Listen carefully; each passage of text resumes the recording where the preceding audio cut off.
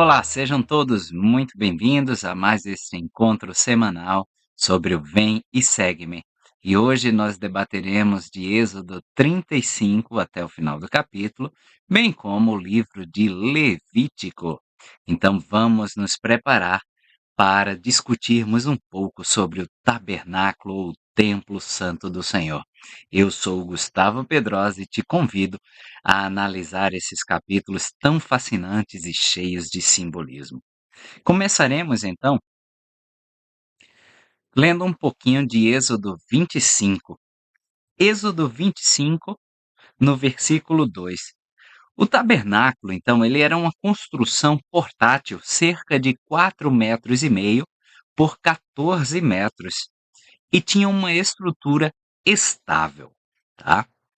Em Êxodo 25, 2, lemos: Fala aos filhos de Israel que me tragam uma oferta alçada de todo homem cujo coração o mover a isso.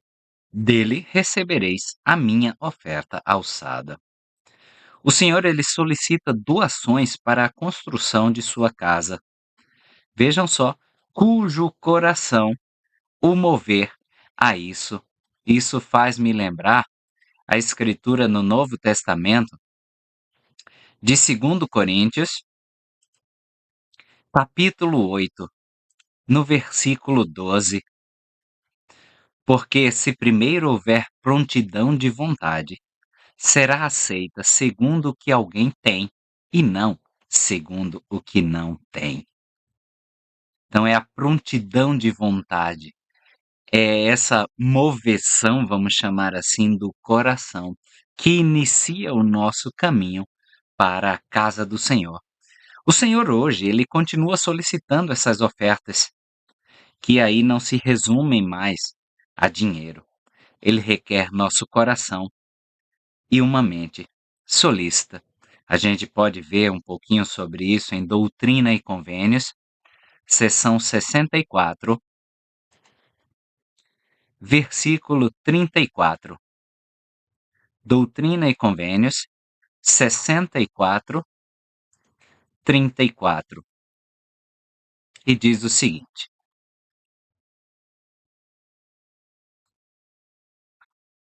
Eis que o Senhor requer o coração e uma mente solícita, e os que são solícitos e obedientes comerão do bem da terra de Sião nestes últimos dias. Ainda podemos ver Doutrina e Convênios na seção 97, no seu versículo 8. Doutrina e Convênios, seção 97, versículo 8. Em verdade vos digo, todos os que dentre eles souberem que seu coração é honesto e está quebrantado e seu espírito contrito, e que estiverem dispostos a observar seus convênios por meio de sacrifício, sim, todo sacrifício que eu, o Senhor, ordenar, esses serão aceitos por mim. Tá? Então o Senhor hoje continua exigindo essas ofertas de nós, o que o coração solícito mover e o espírito contrito. Eu queria lembrar que o tabernáculo, ele trazia aquela experiência do Sinai para o acampamento de Israel. Aquele encontro com o Senhor que seria feito no Sinai, agora poderia ser feito no acampamento, no próprio acampamento ali do Senhor. Ainda continuando em Êxodo 25, versículos 3 a 7.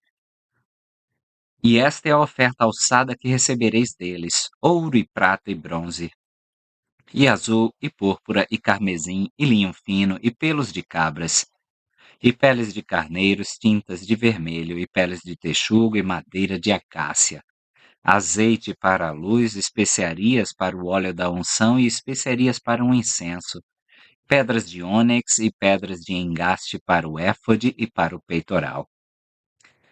Parece aí um paralelo interessante com o que nós podemos ver no Novo Testamento em Apocalipse, no capítulo 18, versículos 12 a 13. Mercadorias de ouro e de prata, e de pedras preciosas, e de pérolas, e de linho fino, e de púrpura, e de seda, e de escarlata, e toda madeira odorífera, e todo vaso de marfim, e todo vaso de madeira preciosíssima, de bronze, de ferro e de mármore, e canela e especiarias, e incenso e mirra, e olíbano e vinho e azeite, e flor de farinha, e trigo e cavalgaduras, e ovelhas e cavalos e carros e corpos e almas de homens. Vários desses materiais também são mencionados aí nos versículos de Êxodo que nós lemos, de estarem à venda nos mercados da Babilônia, culminando aí com o que nós vimos em Apocalipse, corpos e almas de homens. Reparar que os propósitos dessas coisas são bem díspares, são totalmente diferentes. Um para a santificação, outro para a profanidade. Então o Senhor pediu primeiro as almas e os corpos dos homens, depois as coisas de valor que eles tinham. E aqui não. Aqui são todas essas coisas que estavam à venda no mercado para satisfazer desejos carnais, inclusive corpos e almas de homens. O Senhor requer esse nosso corpo e essa nossa alma, mas para santificar. O Senhor ele começa pela parte mais sagrada primeiro, dando instruções sobre o Santo dos Santos. Media cerca de 4,5 metros por 4,5 metros por 4,5 metros, ou seja, 4,5 metros cúbicos. Um cubo perfeito. Só havia um mobiliário, que era a Arca do Convênio ou a Arca da Aliança. Em uma palavra, pode ser descrita como o trono de Deus, pois no topo se localizava o assento de misericórdia. Era o objeto mais sagrado de Israel e do próprio tabernáculo. A estrutura toda do tabernáculo era um retângulo perfeito, constituído de 2 quadrados perfeitos. No centro do quadrado perfeito superior havia um quadrado perfeito, o Santo dos Santos. E bem no centro desse segundo quadrado perfeito estava localizada a Arca do Convênio ou a Arca da Aliança. Todo o acampamento de Israel era montado em torno do tabernáculo.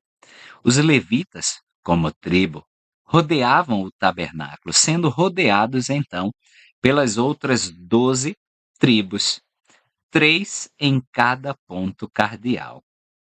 Era, literal e figurativamente, o centro de suas vidas. A Arca do Convênio, que era uma espécie de baú, continha as tábuas da lei, uma jarra de maná e o cajado de Arão que floresceu, como nós podemos ver em Números 17, 8. Números 17, 8. Sucedeu, pois, que no dia seguinte Moisés entrou na tenda do testemunho, e eis que a vara de Arão pela casa de Levi havia florescido, porque produzira flores, e brotara renovos, e dera amêndoas. Alguns ainda acreditam que Arão ainda guardava dentro suas vestimentas sacerdotais, e o Urim e o Tumim. O Santo dos Santos era separado do lugar santo por uma cortina ou véu. Tá? Da entrada do lugar santo leste para o Santo dos Santos oeste, via-se 3 mobiliários. Tá? Então a entrada ficava no lado leste e você seguia rumo ao oeste. A fundação, tá, do tabernáculo era feita de prata, o que alguns acreditam como um simbolismo para a redenção. Então, à esquerda, quando você entrava pelo leste, à esquerda, você podia contemplar o menorá, um candelabro com 7 braços. À direita, se olhasse à direita, estava a mesa da proposição, com 12 pães, tá? e à frente estava o altar do incenso. Então, esses 12 pães eram símbolos aí das 12 tribos de Israel. A refeição seria um símbolo de reconciliação. Quando Zacarias, marido de Isabel, ele vai oficiar no templo para acender incenso nesse mesmo altar de incenso, um anjo, o anjo Gabriel, aparece à direita deste altar, ou seja, no lado sul do templo, que indicava boas novas. Essa história está registrada em Lucas, capítulo 1, dos versículos 8 ao 13, tá? E aí, nesse lado sul, a gente tem a palavra hebraica Yamin, que significa lado sul, ou lado da mão direita em hebraico. E aí a gente já consegue lembrar de Ben Yamin, Benjamim, o filho da mão direita. Era o lado bom, vamos chamar assim. O simbolismo que perdura em todo o Velho Testamento e no Novo Testamento também, tá? O lado direito é onde o Senhor coloca as ovelhas e do lado esquerdo aparta os bodes, tá? Diz que o filho está sentado à direita do pai, ok? E aqueles que serão apartados do lado esquerdo e por aí vai. Esse simbolismo permeia todas as narrativas do Velho e do Novo Testamento, ok? O altar do incenso, que ficava logo aí à frente, ele não é mencionado nessas instruções prévias, só mais tarde, lá em Êxodo 37, do versículo 25 ao 28. Talvez até denotando a sacralidade desse mobiliário por estar próximo ao véu do Santo dos Santos. Ele simbolizava a nossa adoração ao Senhor, que nos tira deste mundo e nos leva progressivamente a um ambiente mais sagrado, até a presença do Senhor. O santuário, ou lugar santo, tinha sua fonte de luz, que era o menorá, como nós já vimos, tá? Que pode ser uma representação da árvore da vida. Ele era decorado com flores de amêndoas. Era a primeira a florescer na primavera, assim como Cristo era as primícias dos que dormem, e era alimentado por óleo de oliva, Cristo sendo esmagado no jardim das oliveiras, produzindo a luz do mundo. João 8:12. Qual era a fonte de luz do Santo dos Santos, já que ele não tinha uma fonte de luz própria? O santuário, o lugar santo, tinha um menorá. E lá dentro, no Santo dos Santos, cria-se que o próprio Senhor era essa fonte de luz. Quando o sacerdote ele ia acender um incenso,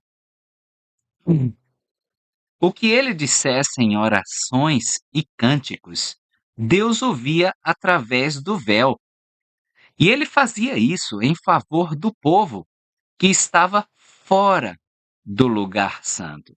E quando o sacerdote ia oferecer essa prece junto ao incensário, tá?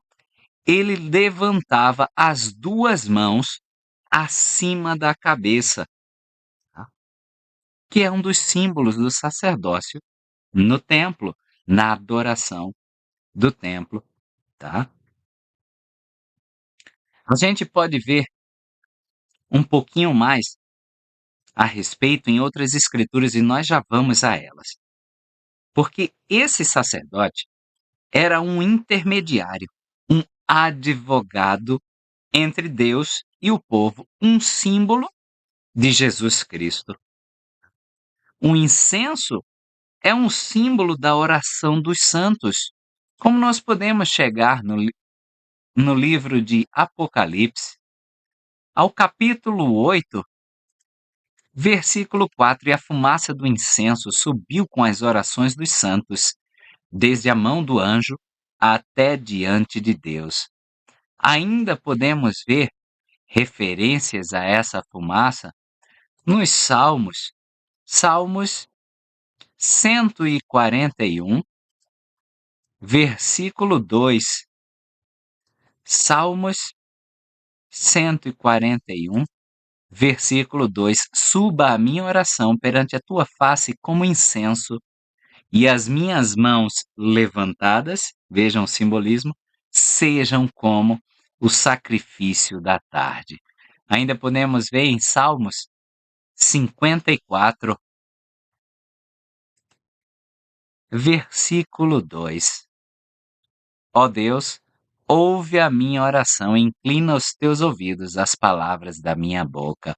Era isso que o sacerdote invocava quando estava com as mãos levantadas ao alto.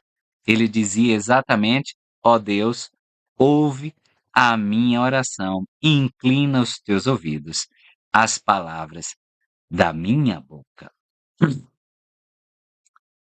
Nós devemos lembrar que o Senhor tentava preparar toda a Israel para ser sacerdote.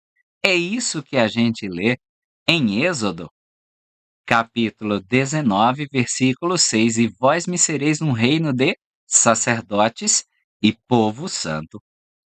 Então, porque eles rejeitaram a lei maior, agora eles tinham um sacerdócio arônico, que oficiava por eles no templo. Esse mesmo véu é rasgado pelo Senhor, concedendo acesso a todos que se purificassem à presença de Deus. Tá? Pátio era exclusivo para o povo de Israel. Esse pátio externo possuía alguns utensílios feitos de bronze. Tinha-se o altar das ofertas e sacrifícios e um lavatório, que era uma pia de bronze. Este altar, nos templos atuais, foi deslocado para dentro do templo.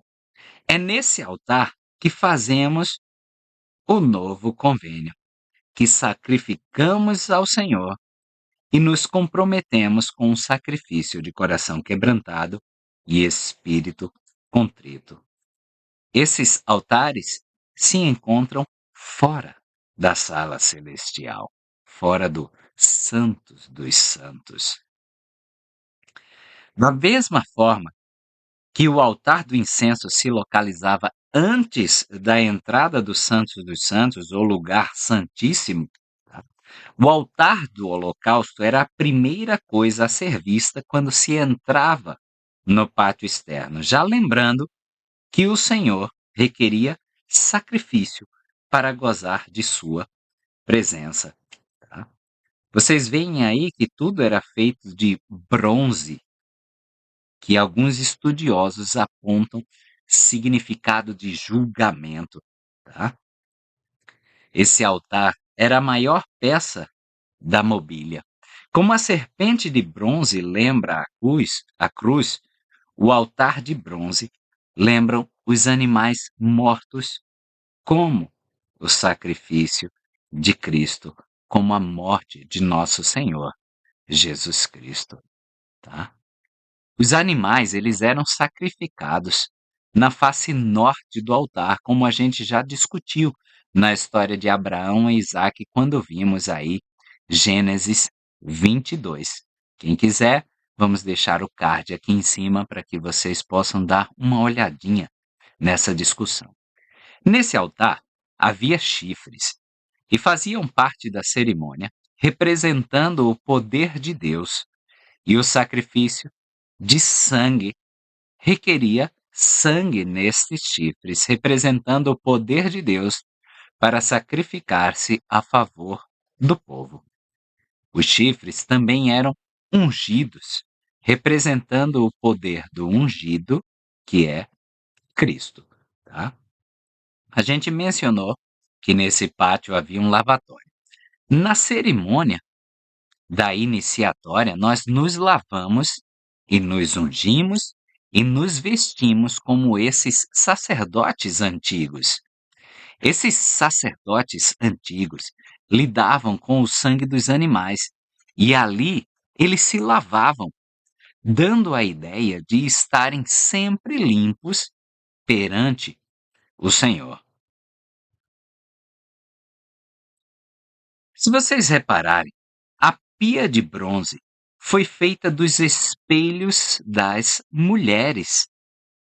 Nós não sabemos como elas serviam. Vamos dar uma olhada em Êxodo, capítulo 38, versículo 8.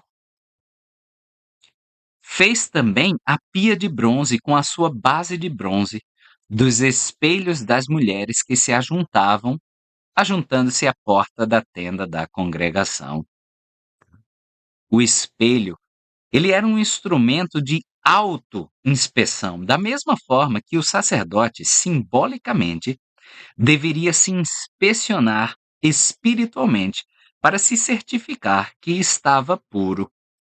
Junto à pia era ungido com óleo e o sangue era passado na orelha direita, no polegar direito e no artelho ou dedão direito desse sacerdote, tá? Êxodo, capítulo 29, versículos 4 a 9. Então farás chegar Arão e seus filhos à porta da tenda da congregação e os lavarás com água. Depois tomarás as vestes e vestirás Arão da túnica e do manto do éfode e do éfode mesmo e do peitoral, e o cingirás com o cinto de obra esmerada do éfode. E a mitra porás sobre a sua cabeça, a coroa da santidade porás sobre a mitra. E tomarás o azeite da unção e o derramarás sobre sua cabeça, assim o ungirás. Depois farás chegar seus filhos e lhes farás vestir túnicas.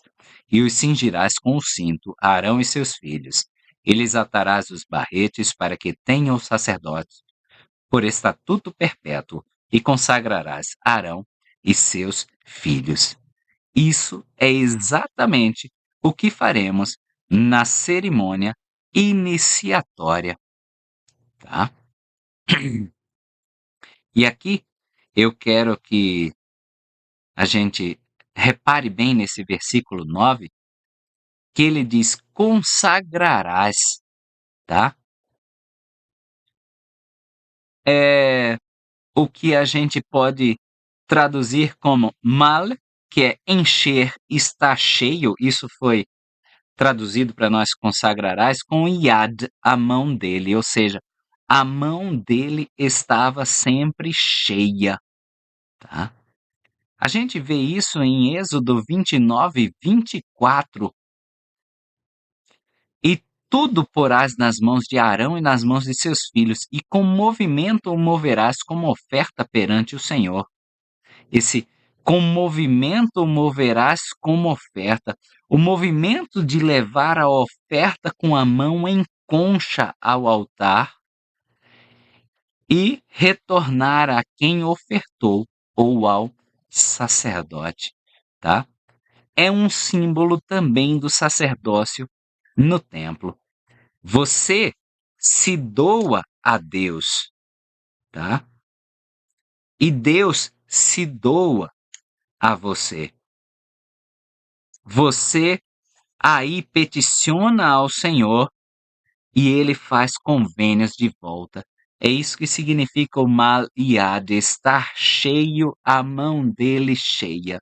Você devolve com essa mão em forma de concha ao Senhor e ele te retribui, faz convênios aí contigo, tá? Vamos para Êxodo 28, voltando um capítulo. Êxodo, capítulo 28, dos versículos 29 a 30. Assim, Arão levará os nomes dos filhos de Israel no peitoral do juízo sobre o seu coração, quando entrar no santuário, para memória diante do Senhor continuamente. Também porás no peitoral do juízo o Urim e o Tumim, para que estejam sobre o coração de Arão, quando entrar diante do Senhor. Assim, Arão levará o juízo dos filhos de Israel sobre o seu coração diante do Senhor continuamente. O peitoral do juízo continha 12 pedras, simbolizando as 12 tribos, e num bolso atrás do peitoral continha aí Urim e Tumim. Passava a ideia do vidente, revelador, em contato com o Senhor.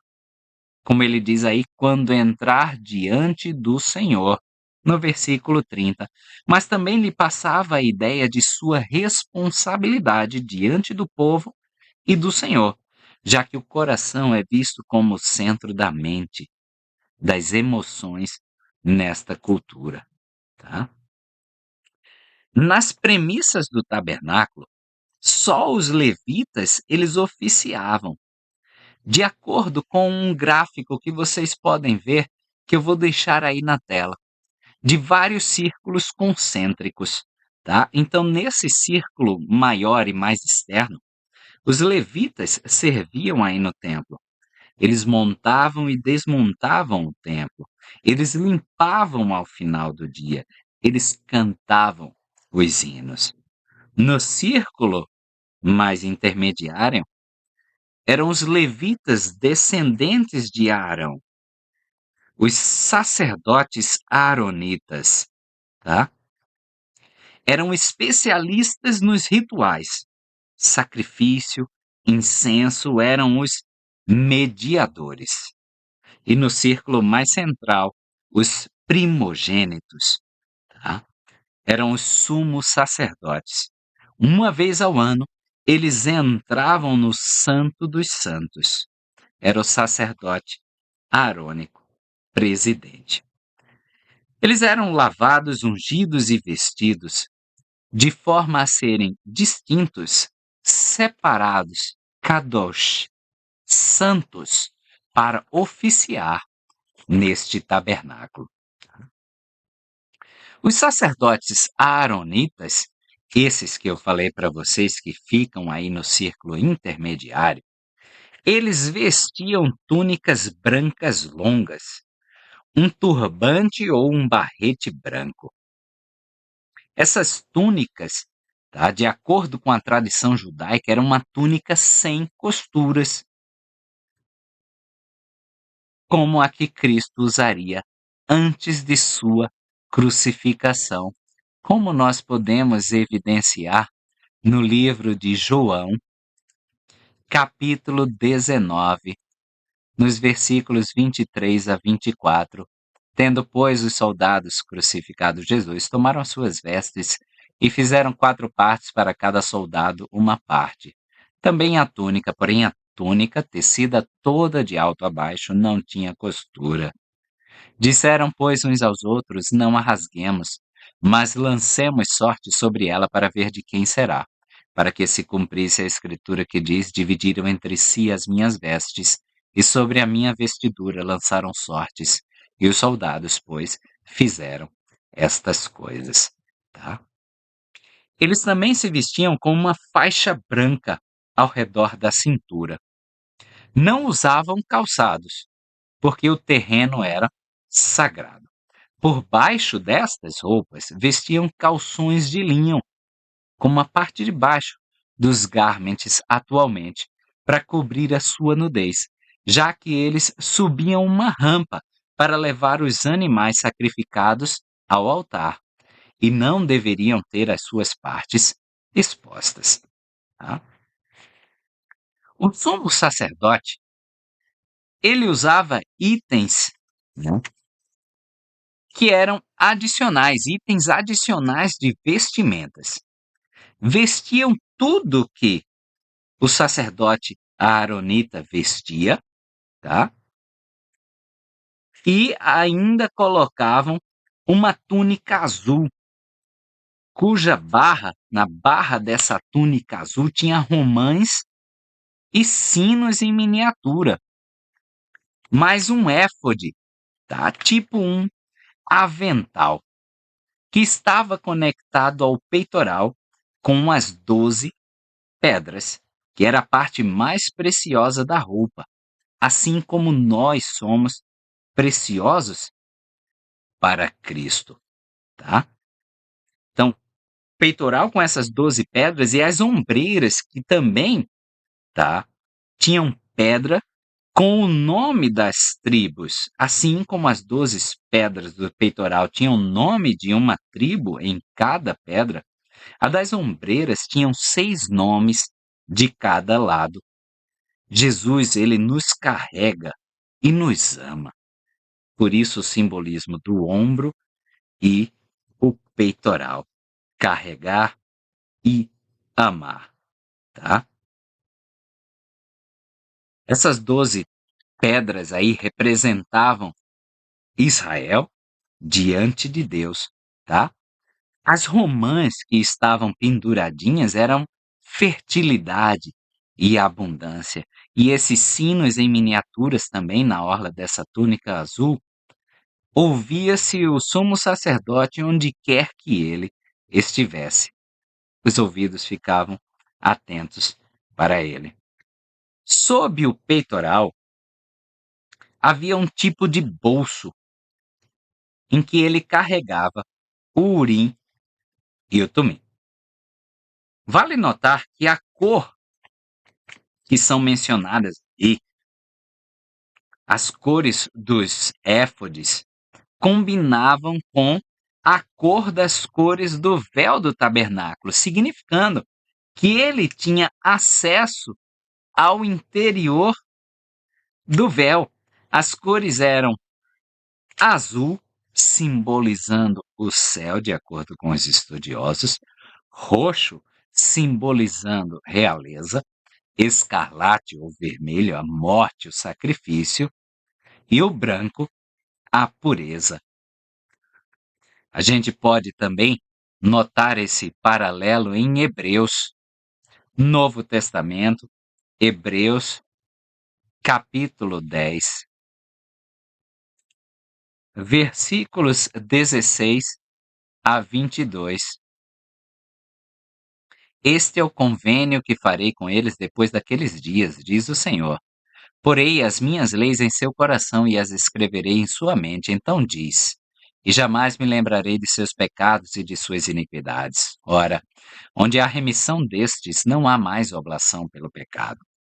Tendo, pois, irmãos, ousadia para entrar no santuário pelo sangue de Jesus, pelo novo e vivo caminho que ele nos consagrou através do véu, isto é, pela sua carne.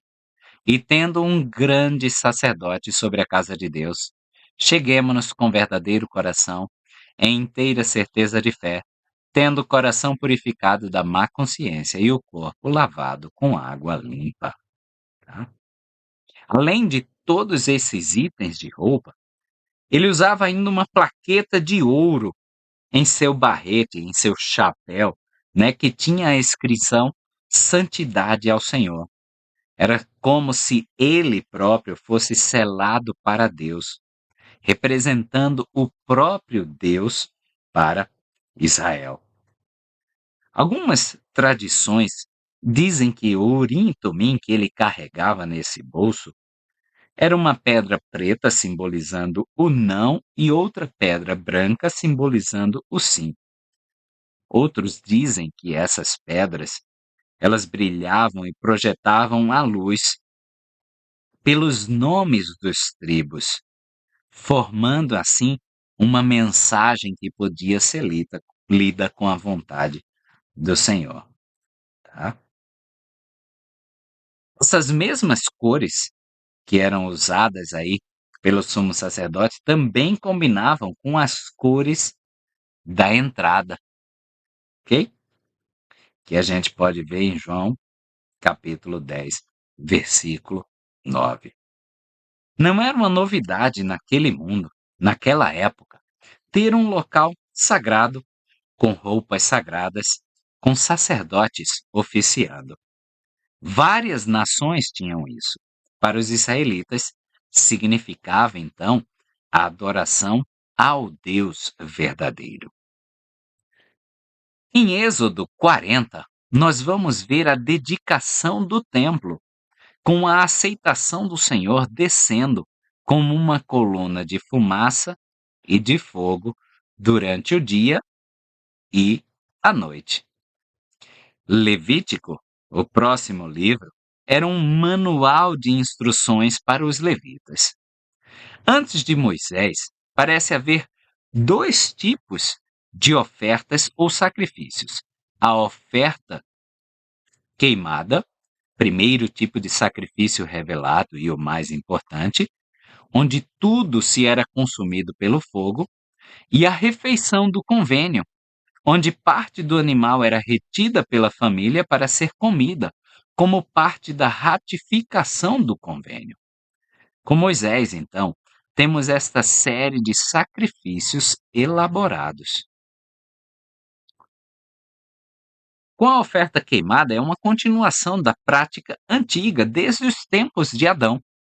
Ela servia para expiação ou purificação. O animal inteiro era consumido pelo fogo no altar, exceto a pele que ficava para os sacerdotes. Era uma oferta de purificação do pecado. Em duas ocasiões, pelo menos, Leí ofereceu oferta queimada. Em 1 Nefe, capítulo 2, versículo 7, capítulo 5, versículo 9, capítulo 7, versículo 22.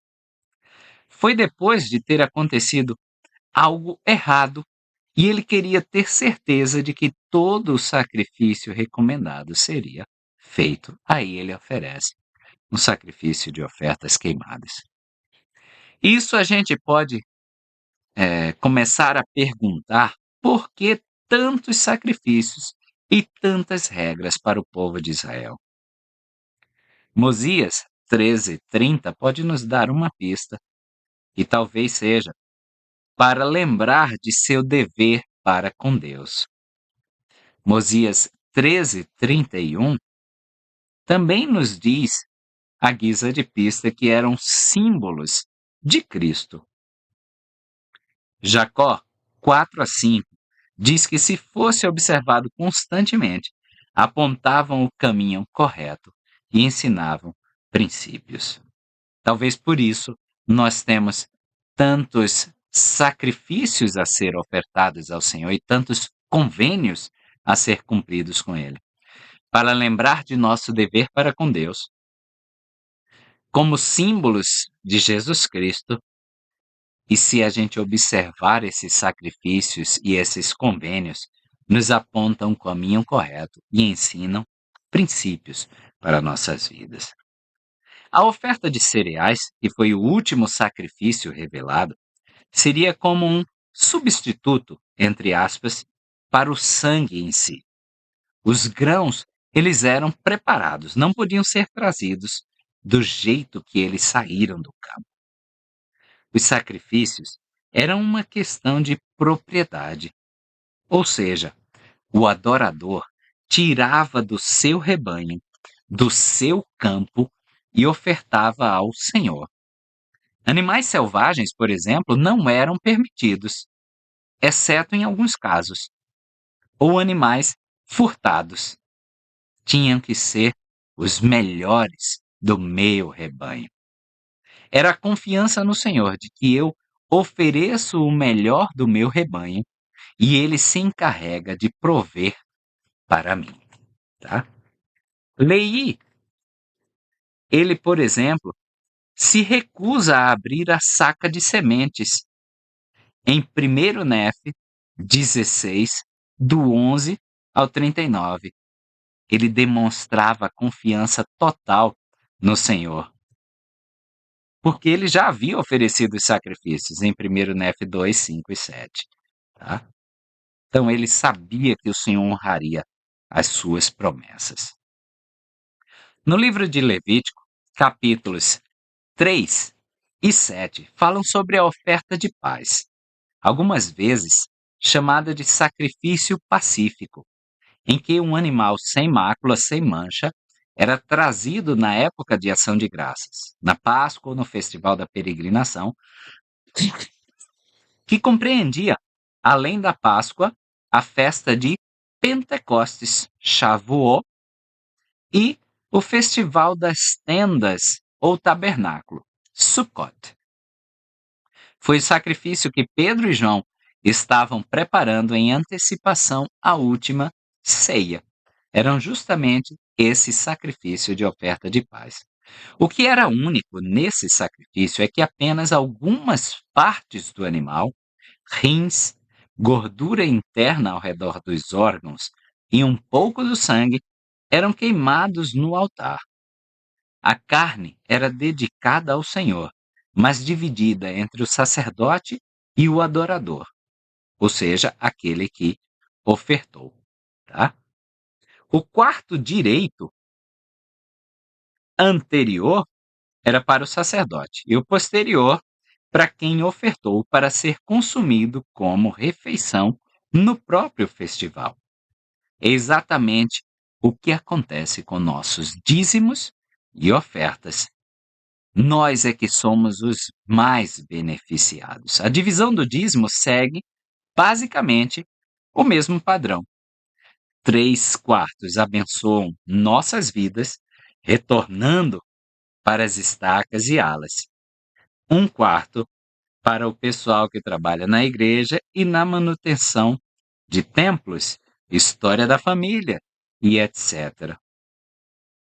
Então, por que nós não daríamos o nosso melhor, já que isso retorna para nós, doadores?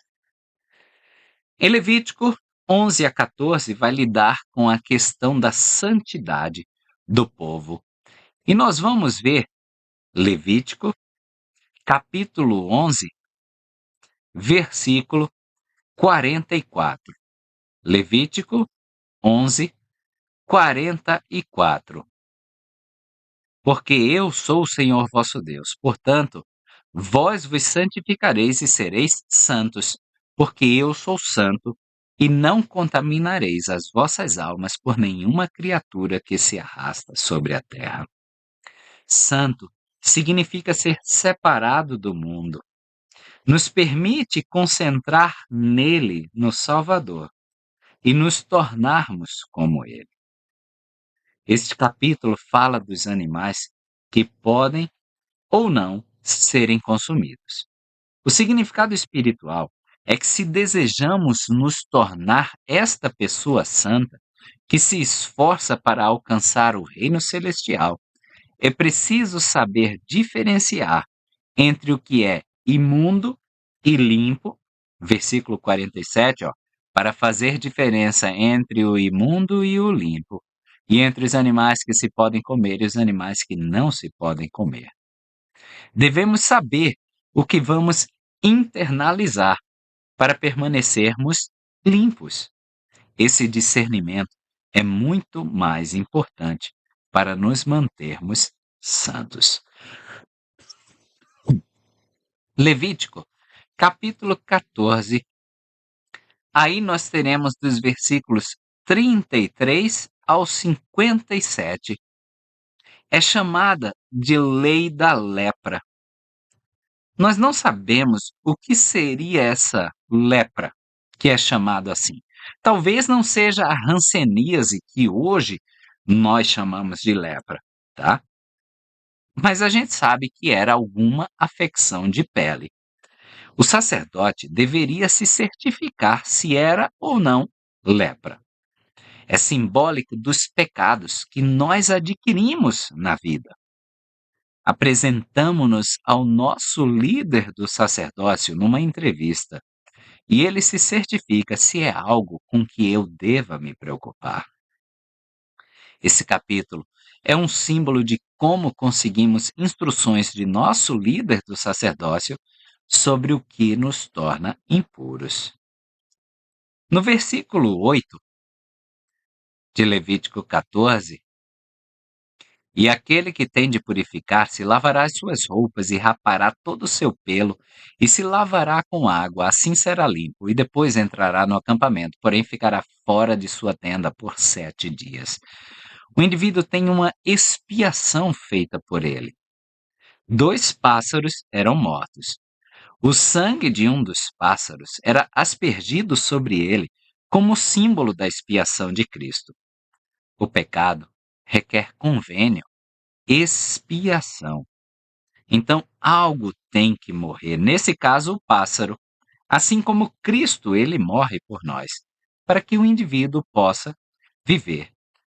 E por que ele deveria se raspar todo, cabelo, barba, sobrancelha? Nós temos aí uma pessoa que está morta pelo pecado e deve voltar a viver.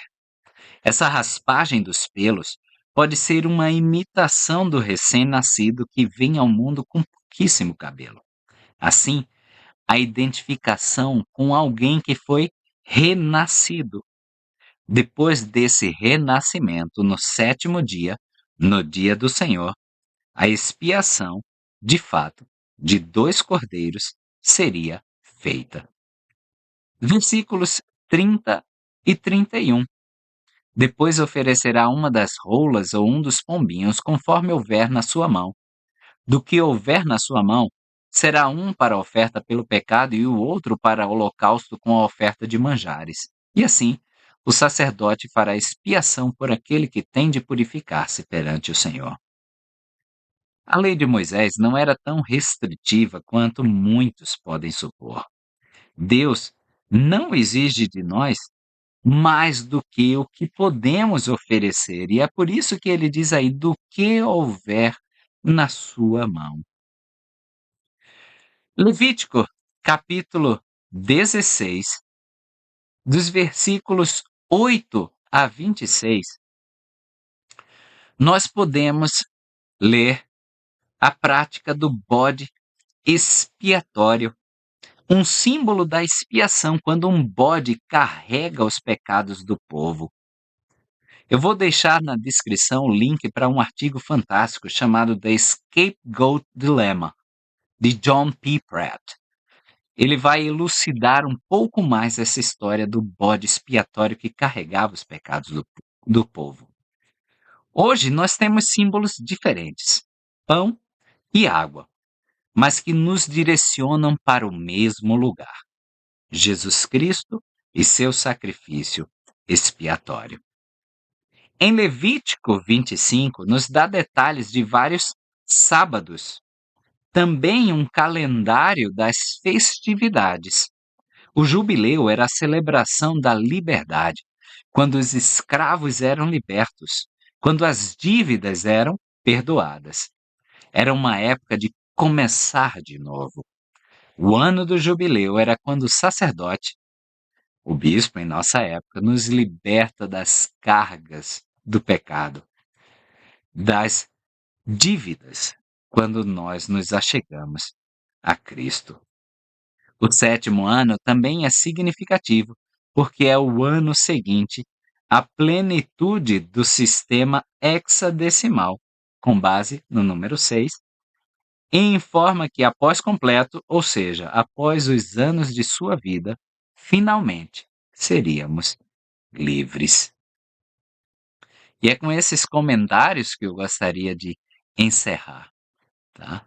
Nós podemos sim ser livres com o Senhor, por meio do sacrifício expiatório de nosso Senhor Jesus Cristo.